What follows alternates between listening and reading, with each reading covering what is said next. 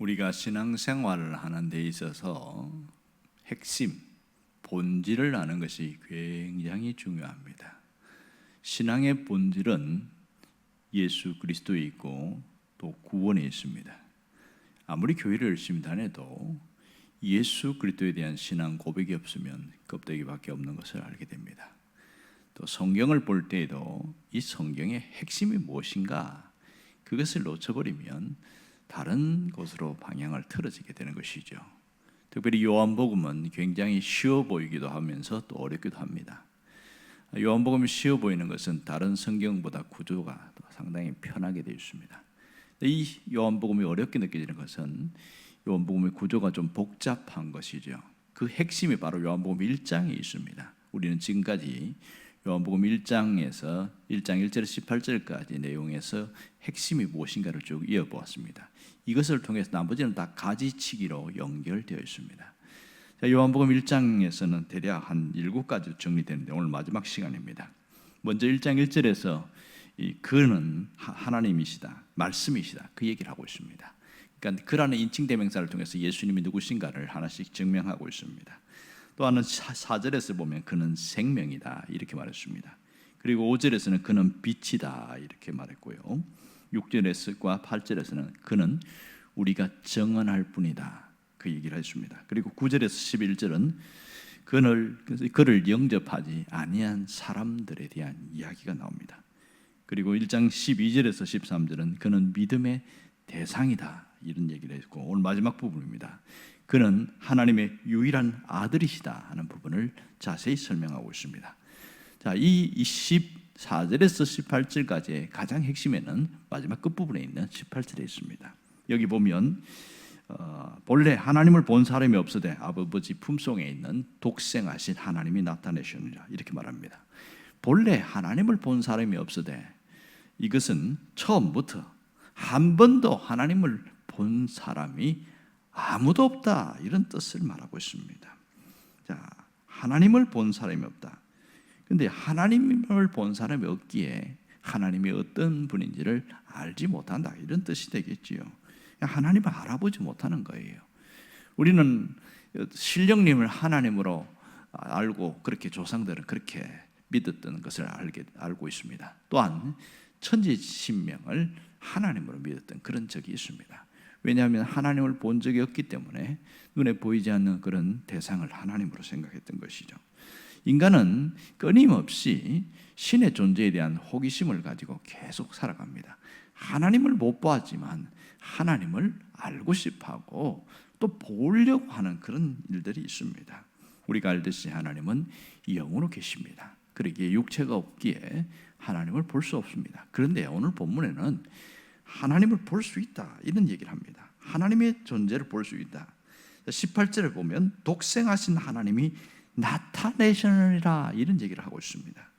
자, 아버지 품속에 있는 독생하신 하나님이 나타내셨다. 이 말은 하나님을 볼 수 있게 되었다 이런 뜻입니다. 자, 이 독생하신 하나님은 뭘 말합니까? 이것은 사람이 되신 하나님 이런 뜻을 갖고 있습니다. 그러니까 여기 앞에 보면 아버지 품속에 있은 독생하신 이런 표현을 썼습니다. 아버지 품속에 있다. 무슨 뜻일까요? 이것은 성부 하나님과 관계가 연결된 독생자, 다시 말해서 유일한 아들 이런 뜻입니다. 우리는 이 독생하신 하나님 누군지를 알고 있어요. 예수 그리스도라는 사실을 충분히 압니다. 그러므로 우리는 이 예수님에 대해서 알 때에 이 하나가 분명히 전제될 것은 그분의 신성과 인성입니다. 예수님은 하나님이시며 또 하나님의 아들이셨고 육신의 형상을 입고 이 땅에 오셨다는 이 세 가지 명확한 것은 분명해야 된다는 것이죠. 그래서 14절에서 뭐라고 이야기했냐면 말씀이 육신이 되어 우리 가운데 거하심에 그렇게 말합니다. 말씀이 육신이 되었다. 예수님은 눈에 보이지 않는 하나님이신데, 말씀의 하나님이신데 자신의 존재성을 보여주기 위해서 육신의 몸을 빌렸다 이런 뜻입니다. 여자의 몸을 빌렸다 그런 뜻입니다. 예수님께서 하나님의 유일하신 아들이심을 보여주기 위해서 누구를 통해서 먼저 알려주시냐면 요한입니다. 이것이 오늘 15절에 보면 요한을 통하여 증거하겠다, 이런 얘기를 합니다. 그리고 예수님은 율법의 완성자로 이 땅에 오셨다는 것을 오늘 17절에서 그 얘기를 해주고 있습니다.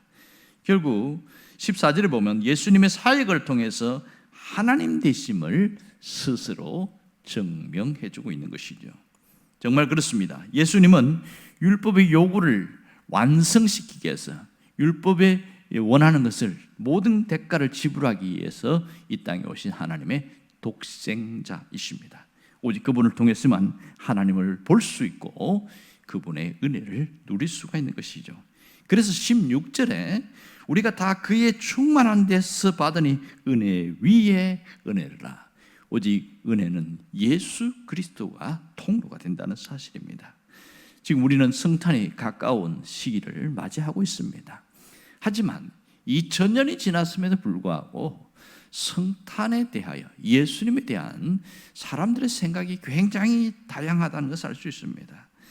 예수님에 대해서 어떤 분은 예수님의 신적 존재, 신성을 부인하려는 자들이 많았습니다. 이들이 이단이다, 이렇게 표현하고 있습니다. 또 어떤 분은 예수님의 인성만 강조합니다. 예수님의 인성만 강조하고 신성을 부인합니다.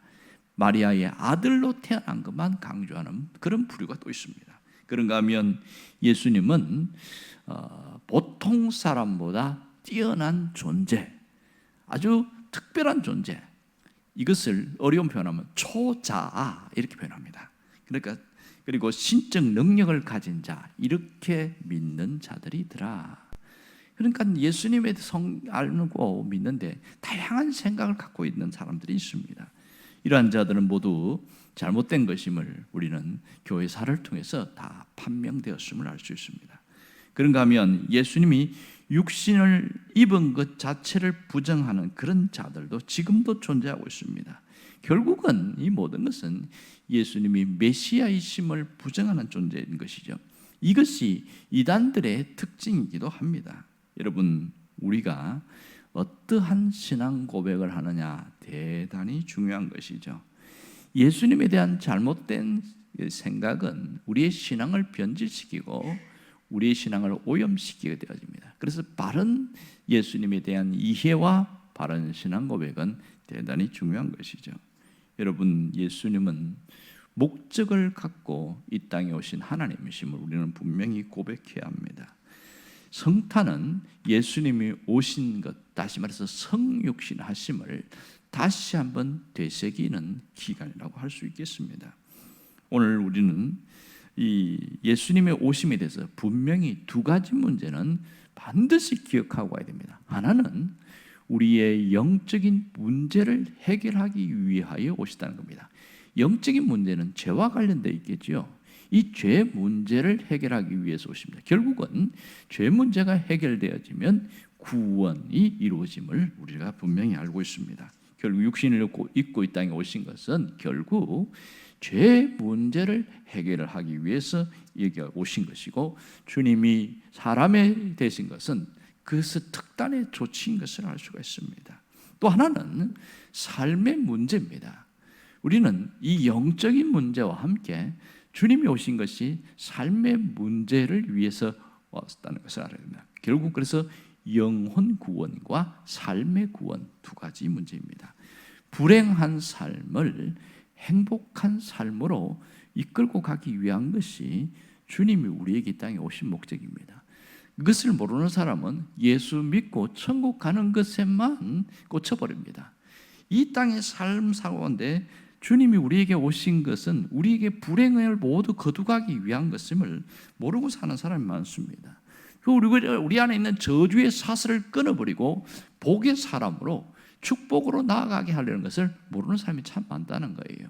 신명기에도 오래전에 보면 신명기 33장에 보면 이 모세가 이스라엘 백성들을 향하여 너는 행복한 사람이로다, 이런 얘기를 한 적이 있습니다. 이것은 살아있는 우리가 어떠한 삶을 살아야 할 것인가를 얘기를 하고 있습니다. 갈라디아 3장에 보면 사도 바울이 뭐라고 이야기하냐면 3장 13절에 그리스도께서 우리를 위하여 저주를 받았다고 그랬습니다. 왜 저주를 받았냐? 율법의 저주에서 속량하신 것은 우리를 복의 사람으로, 축복의 사람으로 가도록 하기 위함인 것을 얘기를 하고 있습니다. 결국은 우리는 두 가지가 함께 가야 됩니다. 영혼의 구원과 삶의 구원입니다. 삶의 구원은 달리 말하면 회복이다, 이렇게 말할 수가 있는 것이죠. 이 온전한 구원이 우리에게 이루어질 때 우리는 더욱더 나아지게 되고, 그 핵심과 목표는 누구냐? 하나님을 드러내는 데 있는 겁니다. 하나님을 높이는 데 있는 것이죠. 우리가 존재하는 것 자체가, 내가 살아가는 삶 자체가 하나님을 드러내고 하나님과 함께 가는 삶, 그 삶 두 가지가 동시에 가는 거예요. 그럴 때에 하나님이 우리를 볼 때 가장 흡족하고 행복한 자로 살아가게 하는 겁니다. 이것이 잃어버린 에덴의 회복입니다. 에덴의 회복은 우리 마음에서 시작되어지고 우리 삶으로 흘러가게 되어지는 겁니다. 우리 현실은 끊임없이 우리를 신앙과 반대편에 있는 삶으로 가게 만듭니다. 하나님과 맞서는 대척점에 있게 만듭니다. 하지만 하나님께서 말씀을 통해서 거듭 우리에게 하나님과 가까이 가게 만들고 우리의 삶을 회복시키기를 원하는 겁니다. 저주의 고리에서, 저 가난의 사슬에서 끊어지고 온전히 우리를 회복되기를 원합니다. 바울이 고린도후서 9장에 보면 그리스도께서 가난하게 되신 이유에 대해서 설명합니다. 그것은 우리를 부요하게 함이라, 이렇게 말하고 있습니다. 정말 우리의 모든 영역에서 부요하게 하기 위하여 그리스도께서 자신이 친히 가난하게 되셨다, 바울은 그렇게 설명하고 있습니다. 이것은 우리의 삶의 회복을 말하고 있는 것이죠. 여러분, 주님이 이 땅에 오신 것이 하나의 사건으로 끝나면 안 됩니다. 내 삶의 의미로 다가와야 되는 것이죠. 작년에 났던 성탄, 작년에 지내왔던 성탄이 오늘 똑같은 모습으로 가면 되지 않습니다. 조금 더 다르려면 말씀과 가까워지고 말씀 안에서 주님을 만날 수 있어야 됩니다. 그걸 통해서 다시 한번 우리가 더욱더 성숙한 자로, 새로운 자로 회복되는 겁니다. 우리 모두는 영혼의 문제는 회복되어졌고 정리가 되었습니다. 그렇다면 우리가 해야 할 일은 삶의 문제입니다. 내가 삶의 온전한 구원, 삶의 회복을 이루기 위해서는 주님과의 관계성이 끊임없이 하나됨으로, 함께함으로 나아가려고 애를 쓰는 것이 대단히 중요한 것이죠. 결국은 그걸 통해서 주님을 만나고 주님과 함께함으로 내 삶이 행복 있고 그 안에서 천국이 이루어지는 삶입니다. 천국을 누리는 삶인 것이죠. 예수님이 뭐라고 얘기했습니까? 천국은 여기 있다 저기 있다 하지 말라, 너희 가운데 있느니라. 너희 가운데 있느니라. 물론 그리스도인을 믿는 사람들 사이에도 있지만 우리 안에도 있다는 그런 뜻을 말하고 있습니다. 중요한 것은 우리가 천국을 누리는 삶을 사는 것, 이것이 온전한 삶의 회복임을 잊지 않기를 바랍니다. 기도하겠습니다.